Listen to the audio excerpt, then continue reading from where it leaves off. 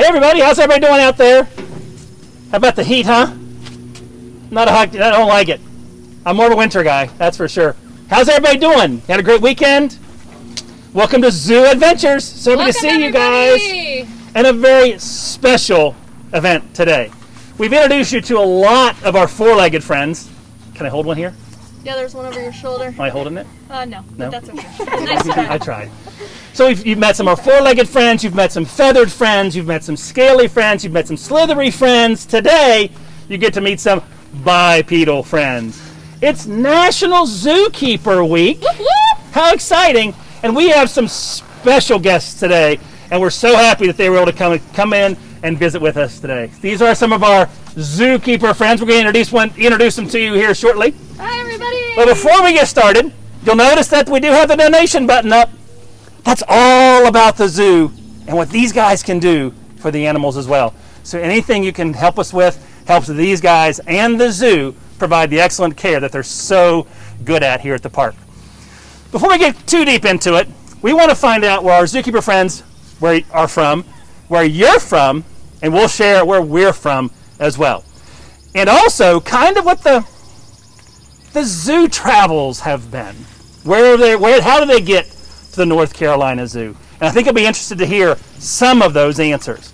We're going to start with our very own Wendy, right behind the camera. You guys have met Wendy several times.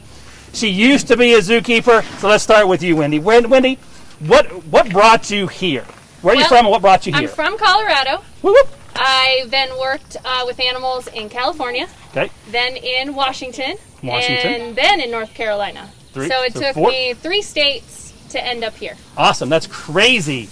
Keeper Audrey, right here. Where do you work now, I should say? What section do you work in? I work in the Cypress Swamp section. And you're from? I am a North Carolina native. Oh, sweet. But I did move to Florida, and then to Southern California, then to Buffalo, New York, and back to Florida. Are you kidding me? And now I'm back in North Carolina. I'm seeing a trend, Steve, so far. Let's see if it continues. Let's see what Keeper Allie says. Allie, where do you work right now? I work at Streamside. Okay. And I'm from Apex, North Carolina. Oh, nice. Raised, yeah. And I worked at the Museum of Natural Sciences before moving to here. Sweet. Yeah. Cool. So in the state system still, which is fantastic. Just That's awesome. transferring over. Alrighty. We have next Keeper Ashley. Hi. Where are you working now, Keeper Ashley, and how'd you get here? I work here in the Northwoods section. Yay! So we have the Northwoods Prairie, so we take care of the prairie animals and all of your bears and red wolves. Nice. And I have lived in North Carolina for a long time now. I've been here 17 years, but my family is from New Jersey and from Florida. New Jersey and Florida. Mm-hmm. Nice. And holding our microphone as well as kind of assisting us a little bit more is Keeper Jordan. Jordan, where do you work now and how'd you get here? Hi guys, so I work with our elephants here at the zoo, and I'm actually originally from Florida. Oh, wow. I worked at a facility in Florida for about 5 years before I came up here. Nice. So I've only had 2 states. That works. Chris, Keeper Chris. Where are you now, Chris, and how'd you get here? How did I get here? Well, I've lived here all my life. I'm here Oh, from wonderful. North Carolina, a little town not far from Asheboro, where the zoo is located. And I'm an animal management supervisor, so I'm responsible for primarily gorillas and baboons, Okay. and a couple of lions at the moment. Nice. Got to get. And if you've been here, this is amazing, guys. We'll get to these in a second too. Chris, how long have you been at the North Carolina Zoo? I've been here for more than 36 years, probably 36 and a half years now. He's one of our OGs. Did you hear that? 36 years. That's older than most keepers in the back of this truck. That is awesome. So, Chris, thank you so much for all that time and experience that you're able to share with us. So Yes. It's really, really exciting to have that. Sure. So as you can see, they're from all over. I've been lucky enough to work in, this is my 4th zoo. So it's amazing the paths some of us take to get to where we are today. What about schooling? One of the questions that our guests ask a lot is any kind of background, any kind of schooling or experiences that you guys had to get you where you are now. And we want to tackle that one, the schooling, the background you had before you came to the first zoo. Jordan? Sure. So I went to college and I received my Bachelor's of Science degree in biology, and I had a minor in psychology. So that was that is so cool. I have a bachelor's in psychology, a minor in biology. Hey! Almost twinsies. Right, exactly. And aside from the 4 years of schooling, a lot of hours were put in for unpaid volunteer and internship work. So And that word was unpaid, right? I hear that right? Unpaid, exactly. Yeah. So some of that was during as well. Yep, exactly. So it's pretty common, for a lot of zookeepers. For really getting into this field, the schooling is great, but it's really the hands-on experience that's really going to help you, further on in your career. So the experience is key. So get in there, get the degree that you can, but really get yourself active. Definitely. Anybody else have something similar or different to Keeper Jordan? I went and got a bachelor's in biology with a minor in chemistry. Ooh. But then I went back and got an associate's degree in zoo animal technology. So the experience kind of came with the degree. So that was in Florida. Oh, that's cool. Where'd you go? Where'd you get it in Florida? Santa Fe Community College. So it had an AZA accredited zoo where we did the same things we did here. It was just our lab was being a zookeeper. Oh, no kidding. And I went to a specialized school in California called Moorpark College, and it is exotic animal training and management program that's basically a working zoo and a college all in one. So those are the two that I know of, the Santa Fe School in Florida and the Moorpark School. Are those the only two that you can think of? That have animals there. Yeah, animals have there. Functioning zoos, yeah. Yeah, functioning zoo school, basically. Yeah. What about you, Ashley? I got a 4-year degree at UNCG. I got a degree in sociology, and then I have a minor in biology, but then I also have a 2-year degree on top of that kind of included those internships. So I have those 4 unpaid internships plus roughly 500 volunteer hours outside of that at the zoo, and then kind of hopping around. Gotcha. We can't forget Miss Alexis. I'm coming to you, Alexis. Hello. What is your school background, and where did you come from? I was born in New York and then moved to Louisiana and then to North Carolina. So I've been in North Carolina most of my life. I got a job up in South Jersey and the mountains of North Carolina before I came to the zoo here. And I have a Bachelor's of Science in Biology, Ecology, and Environmental Biology from Appalachian State. And I work here now in the Northwood section. And she's keeping us safe in this truck right now and keeping us from all these guys. Good deal. Thank you. Hear that call from Murphy? We got a Northwoods Keeper call. Go ahead. Okay, so you got it? Cool. That's one of the things you got to think. When you're out here with a handful of keepers, somebody's looking for a keeper. We'd actually I asked a few other folks. We thought it'd be kind of cool to get some different types of backgrounds. So many people are busy, or it's short, or they had an animal procedure. We almost didn't have you, Chris, today because of an animal procedure. And of course, that type of information is going to take way precedence for anything that we're trying to share with you guys, even though we think it's really important. We know that the care is utmost critical here at the North Carolina Zoo. Guys, if you have any questions for the keepers, we hope some of you might have brought some questions. You're welcome to shout those out. We do have our people behind the scenes that are answering questions. Some of them have actually been keepers as well. So you'll get some information from those guys too. So for you guys, there's a lot that Elk's like, I'm out. She's like, nope, not asking any questions. She's gone. That's crazy. Shy. I think one of the neat things is that there's so many neat opportunities that we get to do as zookeepers, or even in the zoo staff in general. But as a zookeeper, are there these really cool, fun, exciting things that happen, and then some things that are just like, I'd rather not have to do that, but I've got to anyway. So kind of a least favorite kind of thing.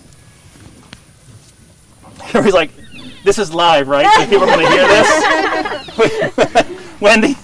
We have a question from you're not getting out of this question. Ashley Rogers, and it is for Chris. Hey, Ashley. Since you've been here for 30 years, do the primates and gorillas respect and love you as one of their family? I would say they recognize me and they know when I'm present. That's cool. What I try to do is try to keep myself neutral with them so that I don't tip them off that something's different. When we need to do a procedure or something like that. But we've had gorillas who have come here, left here. We go to that facility to visit them, and they recognize you. No kidding. Yeah. So they have a strong memory. Yeah. So that's got to be a little bit of a I have favorite a lion at another facility who still recognizes me and calls to me when I see her. Really? Yeah. That's cool. And we said shout outs a while ago, so. Oh, yeah. You want to give a Since shout we're going out? to do a shout out, I'm going to do a shout out to my niece who her birthday was yesterday. Oh, happy birthday, niece. Happy birthday. Happy birthday, niece. That is so cool. Chris cracked the door on that one. Anybody else have any shout outs they want to give? Say hey to my mom and my grandma. You should guys see this. Hi, they're down in Florida right now. Awesome. Thanks, Keep Jordan. I have my mom. She's up in New Jersey right now. She's in Jersey. Hi, Ashley's mom. Olivia, Luke, and Sadie. Hopefully you're watching this. And if they're not, you can tell them to be on YouTube and Facebook later.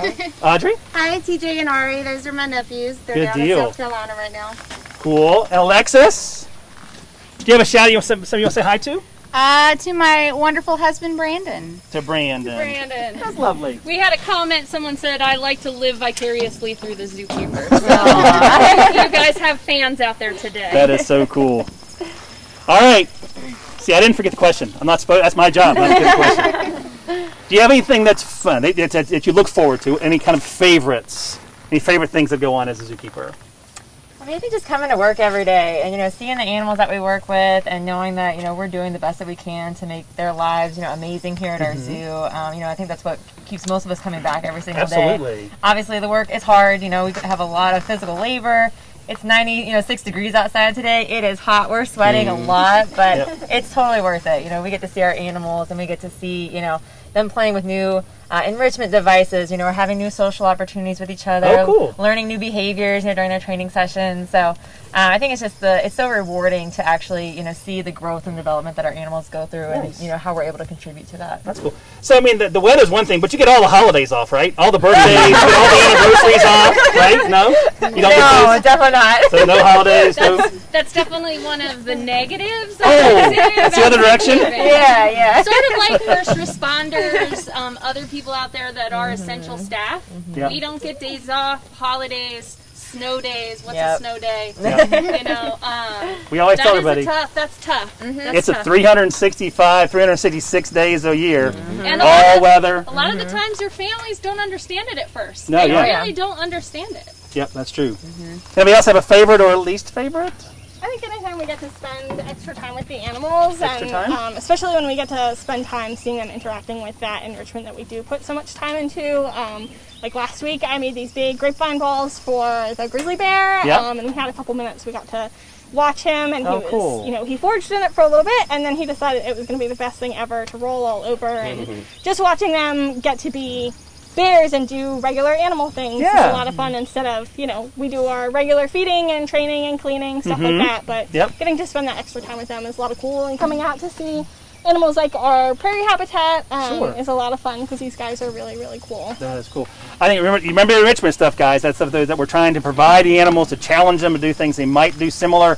They might be seeing that kind of behavior in the wild. We've talked about that several times before. Hey, Ashley, do your husband a favor and give him a shout out. My husband? Yeah, he gave you a shout out for not saying hi to him. He's at work today, so He's watching you right now. Hi!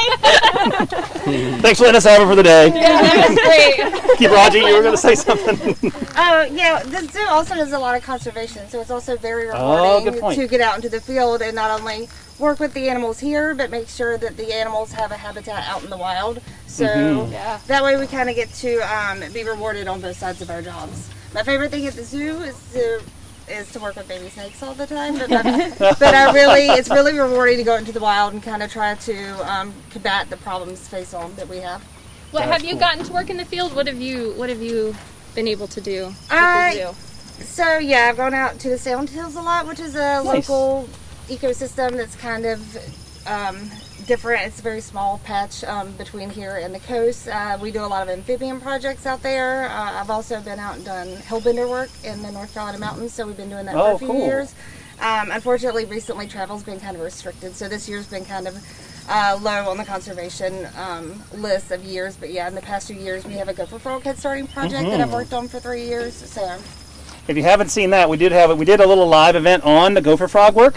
Isn't it interesting to see that the COVID impacts are wide-ranging and in places you might not think about? The conservation efforts. We can't travel. We can't get there and do some of the work that we do in Africa and even here in North Carolina. It's hard to get to those locations. Wendy. We had a digital guest ask a question if the keepers have noticed since COVID happened, if you've noticed any different behaviors with the animals. Have they missed people? Have they not missed people? And then since guests have started coming back, if you've noticed anything different. They're very glad we're out here today, though, that's for sure. I mean, we're snacks. That's really, they love that. They still like the snack bar. Who is that, Ashley, again? This is Lucy. That's She's Lucy. the friendliest of the bison. Friendliest. She's the most tractable. She comes up to the truck and she'll take food from us. Really? She comes to truck? I wouldn't have thought that. She's also a roundest bison. So great question. Whoever asked, that's a great question. Any COVID differences in the animals? I mean, I noticed like a difference in the otter's behaviors. Hannah seems a little bit more chill and relaxed really? sometimes. Yeah, she definitely does miss some people. Walk there, like sometimes I'll like walk up there. I'm like, "How's everything?" And she's like, "It's just you." Sort of walks away. I'm like, "Okay, cool, thanks." That's funny. Wants a new face. Yeah. That's awesome. Anybody else? I think with the gorillas, initially they noticed nobody was there. Right. So it was like, okay, we're still doing our routine, but there's nobody there. And then after the public started coming back, because the way our numbers are restricted, it's like, okay, but this is a light crowd. This is not like a heavy crowd. Mm-hmm. So I've noticed some of those differences. Neat. Yeah. So in the gorillas, anybody else? A lot of the smaller, like the reptiles and amphibians, were out more because there was a lot less. Oh, I wouldn't have guessed that. That's cool. Banging on the glass. Yes. So, but we have noticed with the lighter crowds and noticing where they would hang out in their habitat, because they are prey species, even though they jump away from you, that's normal behavior for them. We've kind of been able to make their habitats better now because we learn kind of what they really like inside their habitats. Oh, neat. To make them more visible to the public on a regular basis. So still learning the animals that are under our care? Yes. That is so cool. I wouldn't have thought that. Anybody else? That's a tough one. Our elephants, we haven't had a whole lot of difference with them. Oh, really? I mean, they have a really large habitat, which is really great. But I think part of it, too, is that our zoo, because we're so big, we go through fluctuations of guest count, throughout the years. Wintertime, there's, very few people here, on certain days. And it's a great time to visit. Yes, it really is. So for the elephants, we haven't seen a lot of, big impacts from the lighter crowds. But, I think it is still great that, our animals have, they are already a little bit used to, fluctuations in that. Mm-hmm. That's cool. Yeah, Wendy. We had another question from a digital guest. They were asking, their daughter is going to get an associate's and is looking for places she can do internships. Where would you guys recommend she might look for an internship? Allie, you're our newest. Oh man. And she is getting her associates in a vet program. Oh, wow. Good luck. I know I scoured the AZA job board. They post a lot of internships up there. I also looked at the AAZK board. They do. Association of American Association of Zookeeper Association. Too many A's and AAZK and AZA. Maybe our friends answering questions could give them those links. But yeah, they are really good at keeping internships posted and everything like that. So, and that's where I found one of my internships. Nice. Was Okay. There, so. And we do have our internship here at the North Carolina Zoo few in our Wildlife Rehabilitation Center. In the Rehabilitation Center, yep. You can check that out online at nczoo.org and navigate through education to find internship opportunities. Ashley, you did a little bit of internship work relatively recently. I did. I had 4 internships. I interned here for 2 of them. So I interned through the Zoo and Aquarium Science at the Davidson County Community College that's partnered with the zoo for those zookeeping internships here, where I interned at the Plains, the Grasslands Habitat, and then also Rocky Coast. But before that, I also interned at the Greensboro Science Center. Oh, there you go. In the wolf and lemur section, and then the Western North Carolina Nature Center. That's a beautiful spot too. Internships. And that was really, really cool. It's a beautiful little facility. It's growing too. Yeah. They got some neat things coming. Yeah, they got red pandas recently, which is super neat. They're adding to like a historical North Carolina kind of thing, or like prehistoric. Right. So there was a neat little fossil that was found out. That's cool. Kind of in the mountains relating to them. Neat. Hope that answered your question. I'd like to ask you guys. I'm gonna give you a second to think about it. a skill? What is something what is one skill? And because we've got a handful of people, and if it's a repeat, that's fine too. What's one skill that you think really makes that a zookeeper that top notch, that next level? What would be a skill? And again, if it's the same thing, and if it's 5 of the same thing, that tells us, hey, that's what we got to think about. And I've got one too, and I want to share mine. But I want to get you, and Wendy, if you've got one, so we can. Or Alexis, did you hear the question, Alexis? All right, awesome. We'll come to you in a sec. She's watching live. She's watching live. How are we doing down there, Alexis? We doing okay? We're doing all right. Good deal. Just checking. All right, one skill. Who's got one?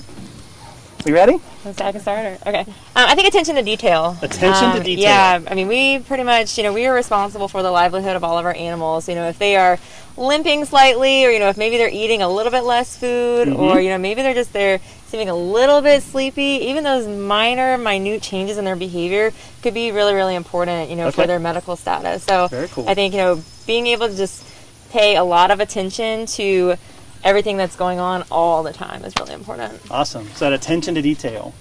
This kind of goes along with what she was saying, but also understanding the behavior of your animals. Oh, there you go. The elephants and the wolves and the snakes and the frogs and the fish and the gorillas all act very differently, and being able to not only observe the behavior but interpret it so that you can make the appropriate changes to improve welfare. That's cool. It's really important. One of the things that somebody always told me was know your animal.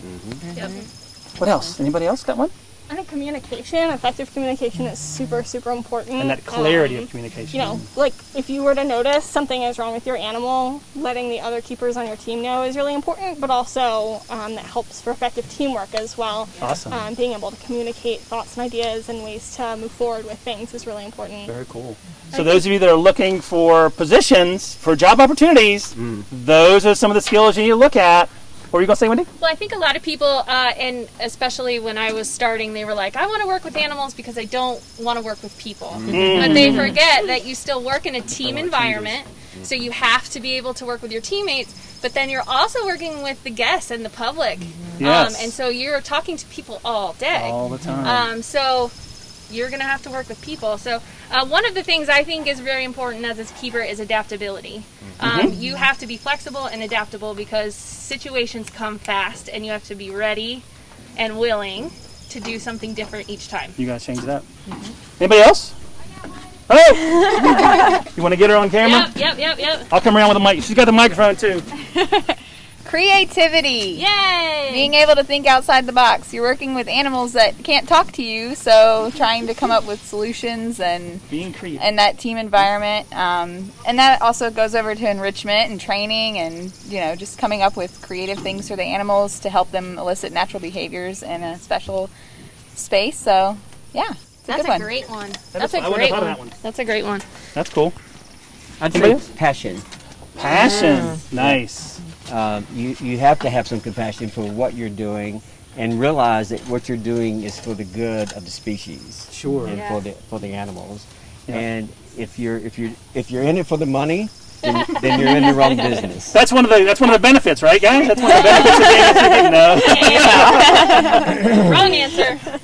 Yeah, that's good. I like that. Passion, compassion. Allie? Willing to learn. I mean, you have to adapt to everything, right. like with your animals, with your other keepers, working to form that communication bond, like how everything just comes together in a way too. Yep. So I love it. Yeah, and I think that that goes throughout your entire career. I'm sure Chris, he's still learning new things. We heard from Audrey a second ago. Exactly. Yeah, we are always learning something new, and it's something to keep pushing yourself to keep finding the next level of zookeeping, basically. Yep. No, I think that's great.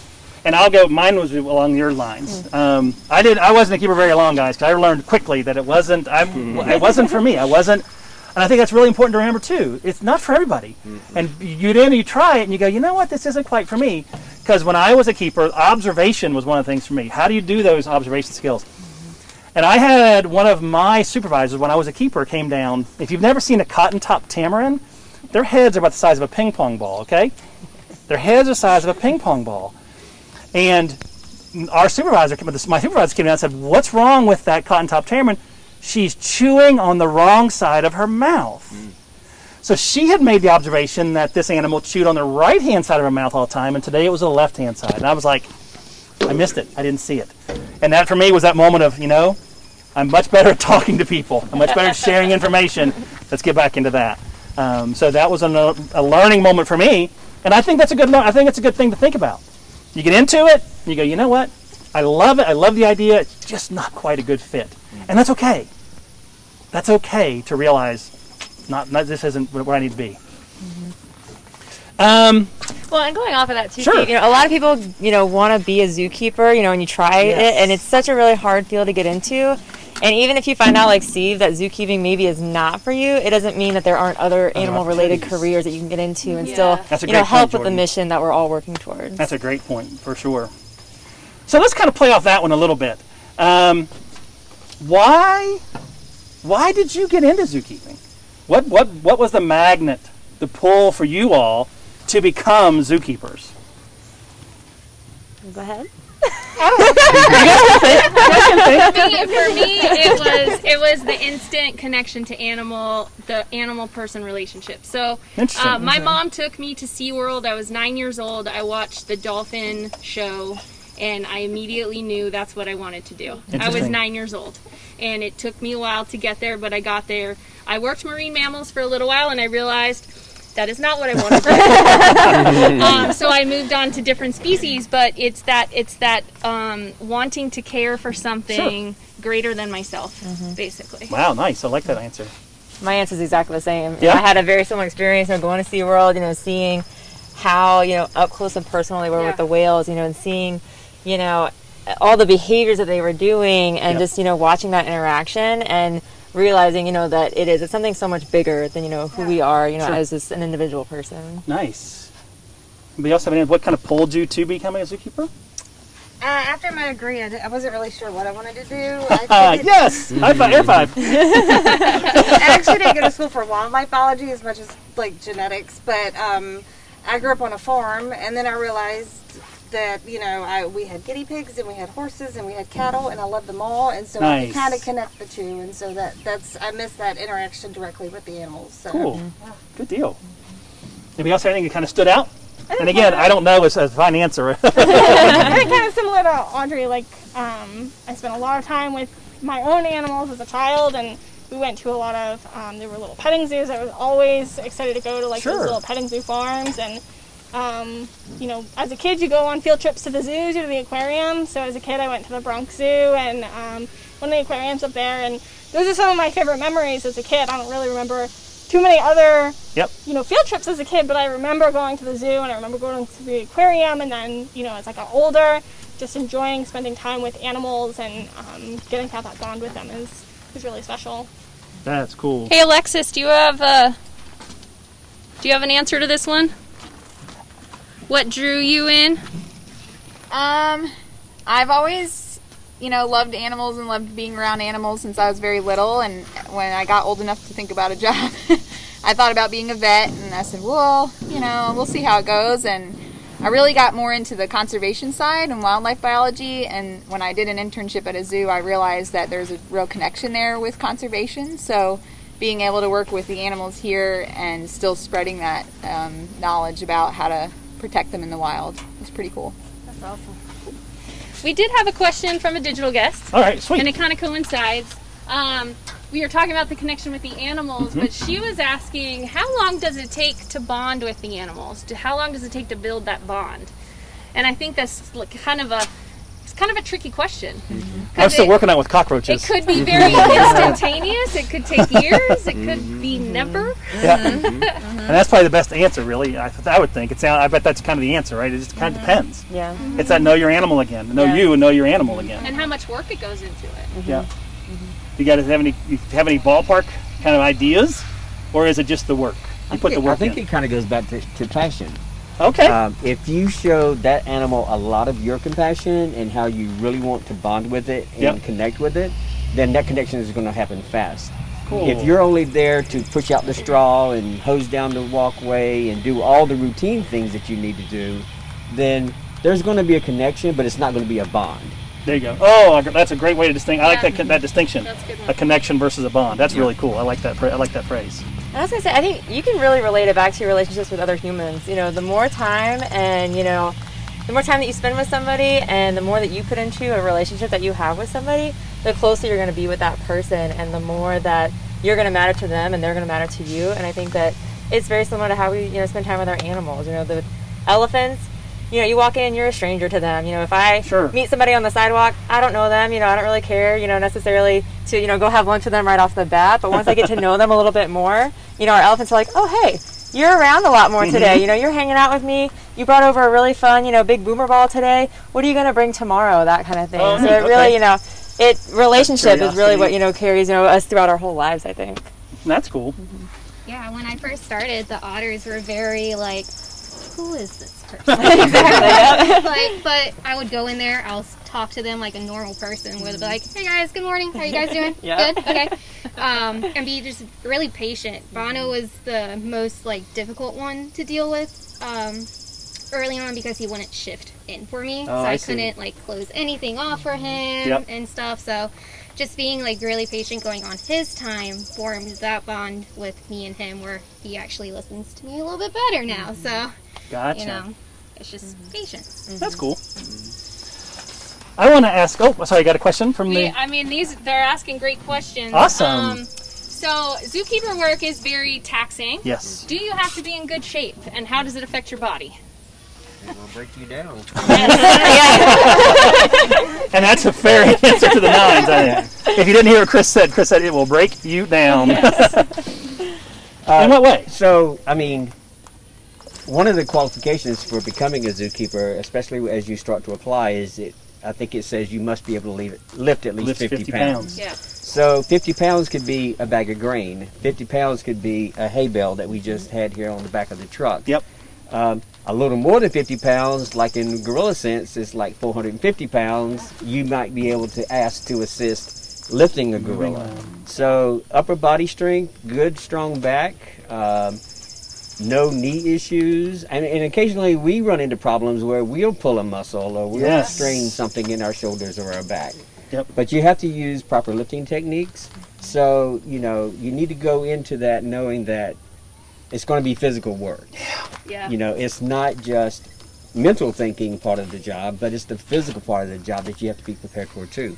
Yep. We've had keepers who come in and work 3, 4, 5 years and then end up having to leave because the work is just too physical. Yeah. And it is truly that, guys. And it is all weather as well. And it's terrain. And it is walking on different surfaces. And it's inside and it's outside. And it's tremendous what these guys have to go through. It is not easy. Well, and part of my story is I was a keeper for 14 years. I had a knee replacement about my 12th year. And those last 2 years were really hard on me. And that was part of the reason why I decided I needed to think about maybe getting out of zookeeping was my knee, my long-term health. Yep. At one of the past zoos that I was employed at, before you could start at the zoo, they had doctors hook up heart monitors to you, and they made you do different exercises for half an hour, and if you failed it at all, then you were not employed. Wow, no kidding. In some places like SeaWorld, they have incredibly hard swim tests because You're you in need the to water, be able to safely swim with those whales and dolphins. So those swim tests are incredibly hard. So it depends on where you go and what you're doing, what those physical fitness tests might look like. Yep. It is crazy taxing. And then what the other side of that Chris mentioned, this isn't, and maybe it's one of the things we can talk about a little bit, you and I can talk a little bit, Chris, as far as the changes over time that we've seen, is that we're not just slinging food. We're not just slinging, listen to me, like I'm part of y'all. Y'all aren't just slinging food. You're not just slinging water. You're not just picking up poop. There's so much of a mental side to this that goes into it. And I think that's one of the changes that I've seen. I've been doing zoo work since '94.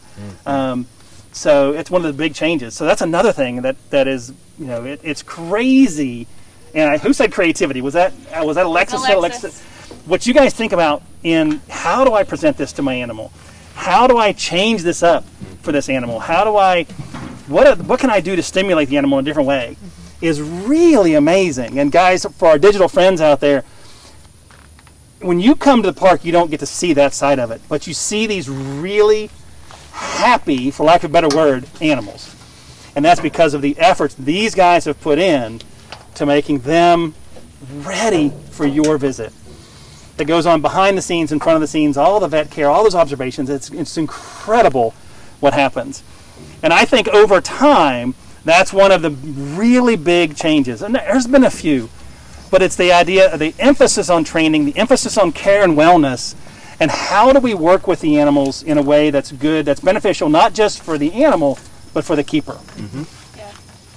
How about you, Chris? Anything that you've seen, would that kind of be, if we said, what's changed over your 36 years? So I was thinking about that when I first started. The things that we did as keepers were at now what we would consider the very basic level. There you go. Where we are today, we have developed bonds and relationships with the animals that we can get that animal to come up to us, sit down, Yes. and trust us to be able to give a hand injection It's all choice. by choice. Yeah. A hand injection, 30 years ago. Never happened. Never would have happened. I mean, the only option for anesthetizing an animal 30 years ago was, okay, here comes the vet. He's got the dart You got a gun. gun. Yep. So now we've developed a relationship with the animals and that trust with the animals that if I do what you want me to do, then what you need to do is going to be less painful. Yes. And less traumatizing. Yeah. And less, I think, less stressful. All those things come into play. Yeah. I think that's an amazing difference over the other. One of the other time. things that we've done, which is really extraordinary, is here in the last 3 or 4 years, we developed a bond with our silverback male, Mashuba. And because he's over 35, we need He's to a gorilla, right? He's a gorilla. We have to do annual cardiac checks with him. So instead of having to do a lay-down procedure with him with anesthetics, with a dart gun, blow gun, we have him trained where he'll come up awake, lay down on a recumbent table, put a ultrasound wand to his chest, and get all the echocardiograms we need with him fully awake. That's crazy. 30 That's years ago, that crazy. would That have would been not have impossible. happened. No, it happened 30 years ago. And you guys can have, I'm assuming you guys can have all similar types of stories, the relationships you guys have built. Another one of the big differences is look. Yeah. Look at the ratio here. Female. All the keeper ladies. And it's true. all the keeper- It is true. Alexis driving down there. Just the When trend. when we were looking to kind of put people out here, of course we had Chris as the number one person. We had to have Chris because of the experience, because of the time he's been here, because of the role he plays in the park. So Chris was number one. It was like, hey, we can get Chris. We'll lock in Chris. There's only a handful of other guys here. So who do we go to? Yeah, out There's- of, we have how many keepers? There are, I have it 53? here, there are 56, 56 keepers. and that's plus or minus. We have 9 guys. 9 guys. So people that know math, do that percentage, because I can't. So it's 9 dudes, 47. I said girls earlier. I was told it was women, and somebody else said ladies, and somebody else said, I'll take girls. So yeah, so 9 males, 47 females. And that's a trend, It right? is Oh, yeah, a female-dominated job now. Yep. Career, And I should say. And I don't want to go down. I don't know the reason. I don't know if I can go down the path. But I think one of them is attention to detail.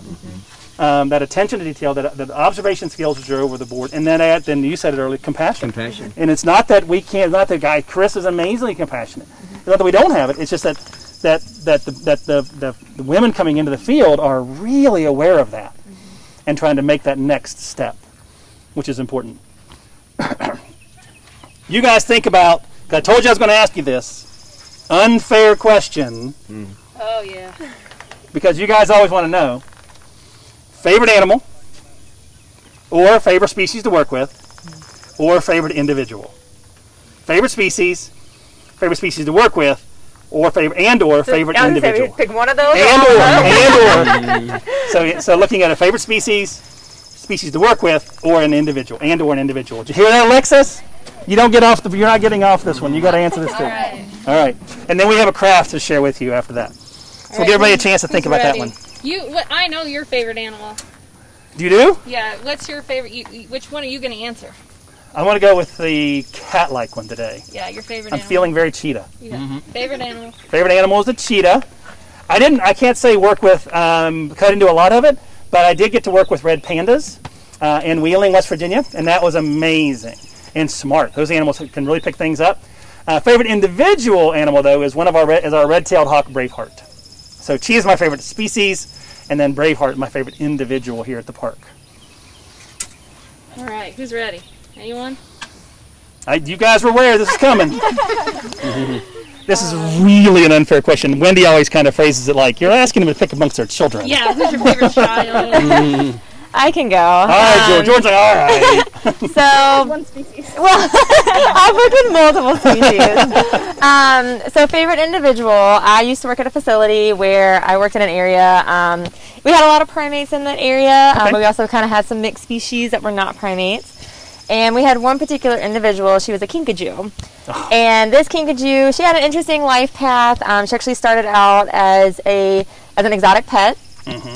Fortunately, that person realized pretty quickly that having an exotic pet is not necessarily a good idea. Especially a kinkajou. Especially a kinkajou, yes. Never had a good time with a kinkajou. No. So they actually donated her to a zoo, and they said, hey, you know, I think you guys can give her a much better life. And so she actually became an animal ambassador. And so that was a really great, you know, experience because she was able to help us educate, you know, a big scale of people, you know, how the exotic pet trade is not necessarily always the best choice. Yes. And so then over the years, she actually started to lose her eyesight. And so having a blind animal, you know, out doing, you know, interactions, not necessarily always the safest because, you know, blind animals, they can get spooked a lot more easily, that kind of thing. And so she got moved to an indoor area where she was, at that point, just an animal in a habitat by herself. And so because she was blind, at that point, she kind of became a little bit more misunderstood. You know, it was a lot harder to work with her because she was a little bit more unpredictable, that kind of thing.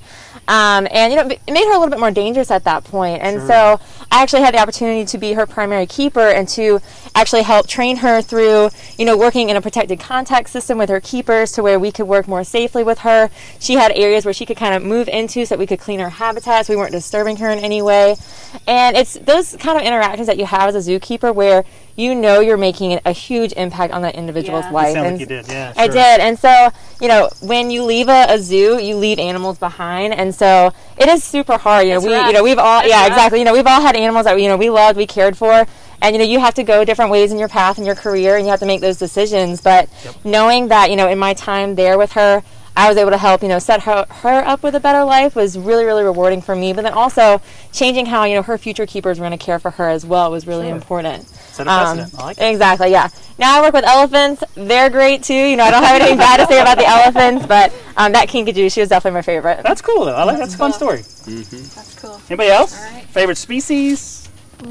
Animal to work with? My favorite animal to work, like I've ever worked with, was our balloonfish at the museum. The balloon? Yeah, I've never heard of that. Or like a porcupine pufferfish. Okay, that's cool. He is super old. He's still alive, I hope. I haven't heard anything about him yet. But he was my first animal to ever train. Oh, fun. Oh, fun. Training That's fish, always a you know? memorable animal. Training fish? Yeah, there you go. So we used to dive. Well, I don't dive that, but anymore.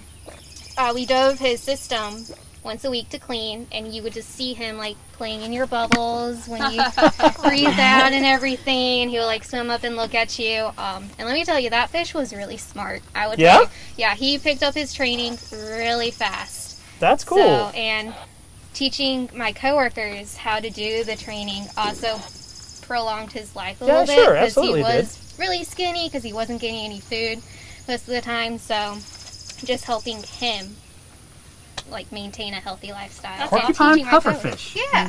Who knew? Who knew? That's awesome. Right? Good deal.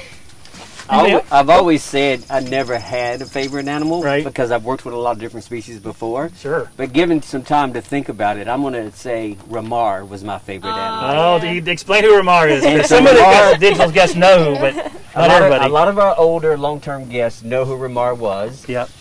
He was our first male gorilla, silverback gorilla. And what makes him special was he was the first animal. When the North Carolina Zoo was conceived, he was the first animal. And his accession number was 1. Really? Number one. I don't think I knew that. KT1. No kidding. Today we're up to what, 40,000, Oh, it's 50,000 crazy. accession numbers? But his accession number was 1. And when we brought him back, he came here in, let's see, 72, 74. Wow. And then he left, went to Philadelphia. Yep. He was in Philadelphia for a while, and then he went to NIH down in Florida, Oh, okay. Institute of didn't know National that. Health, to be paired up with Hope.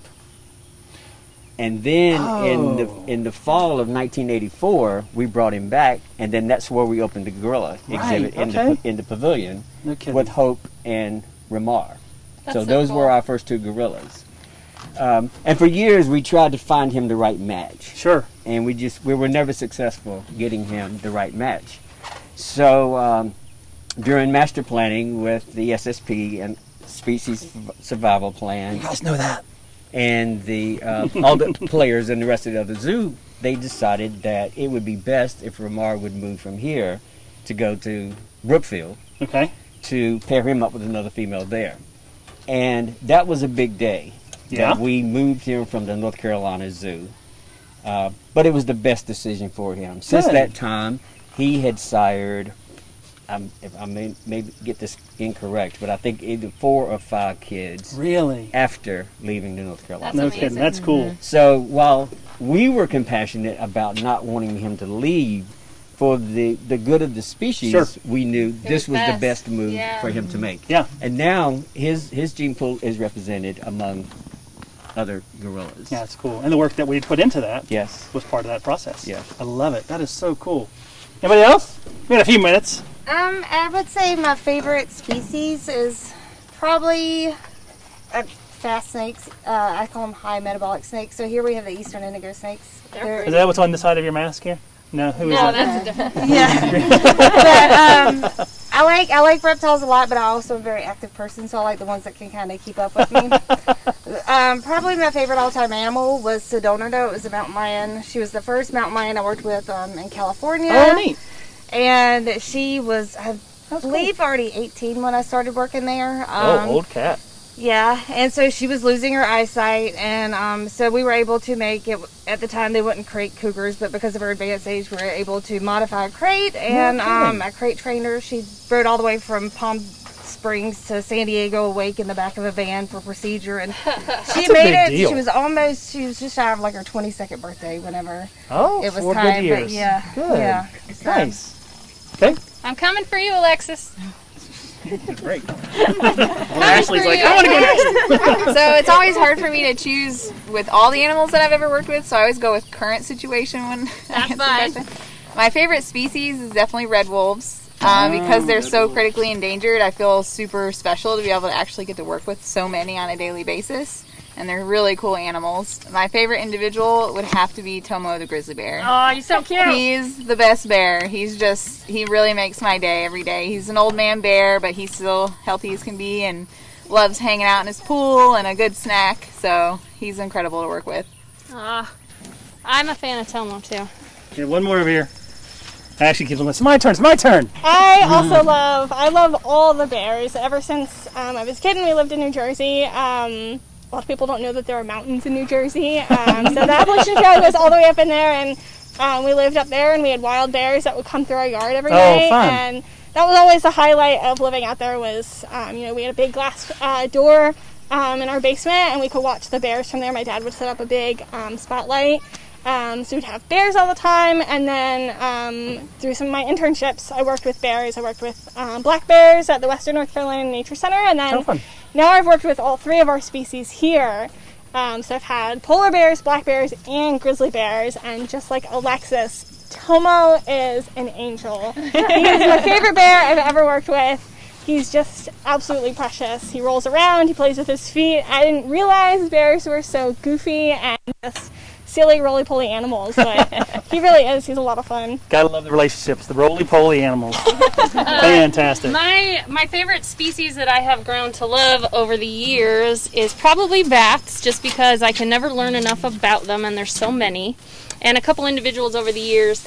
My huge fascination is animals that can kill me. I used to walk big cats on a leash, free contact, so I loved that. That was exhilarating. But there was a Asian water buffalo named Bob, that we used to walk around campus. And I loved him. Yes, I loved him. He was in the movie Good Morning Vietnam. And so he is a movie star, and he was handsome, and I loved every inch of that boy. Bob? Yes. And maybe I like big giant. Bob's? Yes, and then I loved a walrus named E.T. at Point Defiant Zoo. He was amazing. You're a mess. I like him big and chubby, apparently. John, not you, John. Yeah, my husband is not, but All right. you're decorated. I Why did. are I you decorated myself decorated? out a little bit because our craft today is all about animal enrichment. and things you can do for your pet. You heard from these guys one of the things, the creativity side of things, what can we do to enhance and make things that much better. So our wonderful Nikki created some crafts, easy crafts you guys can create and put together. Little house cat action. Little house cat. This is just simply a little ball that looks like it's been made out of paper towel tubes or toilet paper tubes. We'll give that to Audrey. And then we have plenty of toilet paper tubes right now. This one, another little thing for cats, just kind of knock around and play with. And she did test them with her cat. They are cat approved. And then this one, just another little thing to chase, a little springy. You can do things with, and then a little pull toys. And you can use these for dog or cat. This is just, That's I think, ripped up T-shirt. Oh, You got to growl, Steve. We got a little toy going on here. And that's And just this ripped up T-shirt braided. Cool. Let's see if we can pull Alexis out of the truck. Oh, Let's see Lord. if she'll play with it. She's batting at it, actually. She's like a cat. So there you go, guys. National Zookeeper Appreciation Week. I hope you guys appreciate that much more the amazing work that our keepers here are doing for our animals and for you when you come to visit the North Carolina Zoo. You can take that, and if you ever see these guys out and about, please give them a hi. Give them a thumbs up. Give them a thank you, because they're working for these animals to make sure they're here, healthy, and really doing great for your visits. We did have 2 people donate. We have $25 they donated Thank you today. so much. That's a Thank big you. deal. Yeah, absolutely. That's a big deal, guys. Thank you so You can much hit that donate button for down all below. of that. We truly appreciate all those efforts as well. So for your Zoo EDventures team, Steve in front, Wendy behind the camera, giving these amazing views. Mondays and Wednesdays at 10 o'clock. Wednesday is a taped session, but Wendy and I will be on the computer answering your questions, so hope you do tune in. And we'll have some colleagues that are helping us answer those questions as well. It's awesome for us to be able to talk to you during those live sessions. So please tune in, ask away, and talk to Wendy and me and whoever else is on there at the time. Somebody said they want me to come out from behind the camera. So. All right, here she is. Flip it around. Hi, everybody. You can see everybody. Let's see, put me in a selfie. We'll say goodbye this way. You guys are awesome. Thank you, digital guests. Stay safe. Bye, everybody. We'll see you again.